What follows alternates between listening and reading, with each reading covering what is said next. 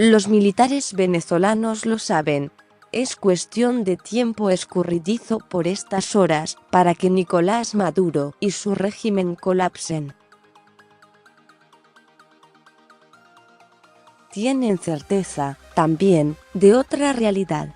No pueden esperar mucho tiempo a abandonar una dictadura insostenible. Aquella en la que, de acuerdo al mandato bíblico, los últimos serán los primeros en ser juzgados.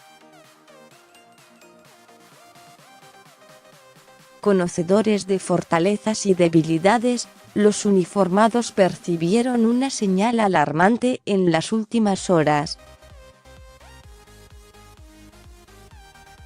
Fueron los minutos en que Juan Guaidó, el líder opositor que se proclamó presidente encargado de Venezuela, arribó a Caracas luego de desafiar a Maduro desde el estribo de un camión con ayuda humanitaria en Cúcuta, Colombia. El reto de un joven dirigente político sin más armas que su legitimidad fue visto en los cuarteles y regimientos venezolanos como una afrenta que debía ser respondida con mano de hierro. Pero el heredero de Hugo Chávez titubeó y Guaidó pisó tierra venezolana este lunes, sonriente, como un héroe. Fue recibido por un agente migratorio quien lo saludó. Bienvenido, presidente. El temor a una oleada popular en las calles, incontenible, sumada a los ojos internacionales, detuvieron a Maduro, quien por primera vez se contuvo por miedo. Ese sentimiento se trasladó a los cuarteles. ¿En manos de quién estamos? El tirano místico perdió la iniciativa, le comentó un coronel a Infobae a última hora de este lunes. Ese mismo hombre de armas cree que las dudas de sus subordinados y varios superiores se multiplica por estas horas, lo que podría derivar en un aluvión de deserciones. Lo que detiene a la mayoría de los militares, desde soldados a generales, no es la lealtad a la dictadura, sino la logística.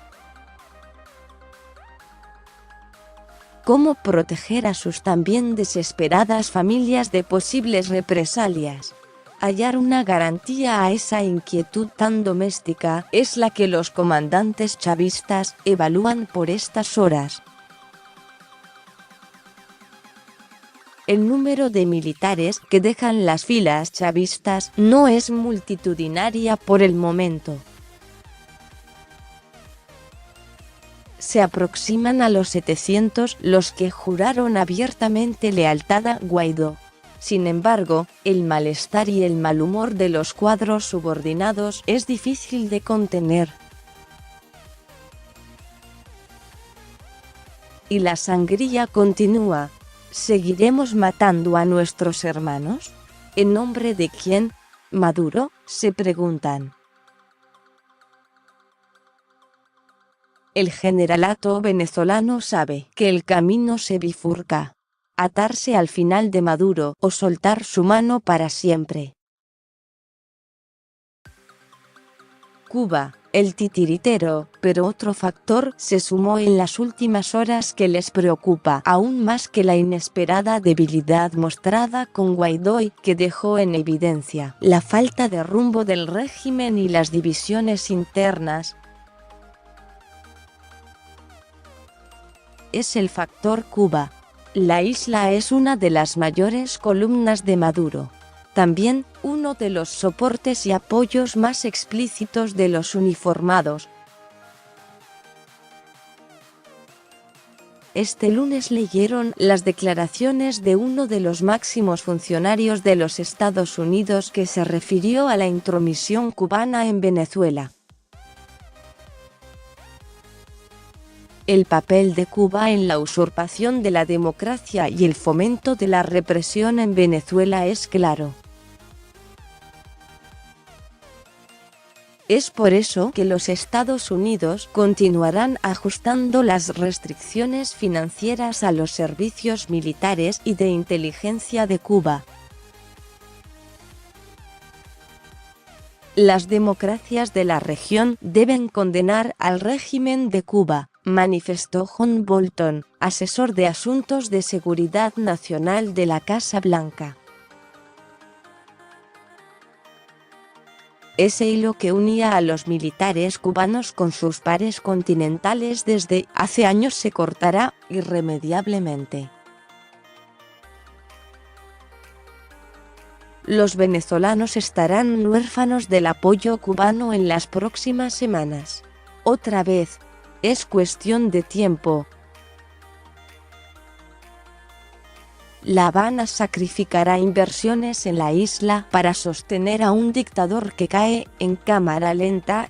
Algunas líneas entre ambas capitales, que eran fluidas meses atrás, ya experimentan interferencias. Esto no implica que Guaidó pueda nombrar un embajador en Cuba, ni cerca de que ello pueda suceder. El espejismo dialéctico se mantendrá, pero la advertencia de los Estados Unidos, que pasó de canales subterráneos a uno más explícito y contundente, fue interpretada de inmediato por Miguel Díaz-Canel, mandamás cubano. Sabe que los márgenes se estrecharon.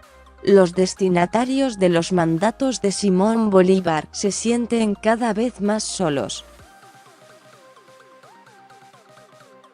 Un jefe débil, aislado y sin iniciativa. Unos aliados que hasta aquí llegaron con nulo margen de maniobra. Y un tic-tac que escuchan marchar inexorable a un camino que se angosta y se bifurca. Por estas horas, los militares venezolanos padecen escalofríos. Temen ser protagonistas de un ciclo recurrente de América Latina. Una larga y perpetua cárcel común de la cual Maduro no los salvará.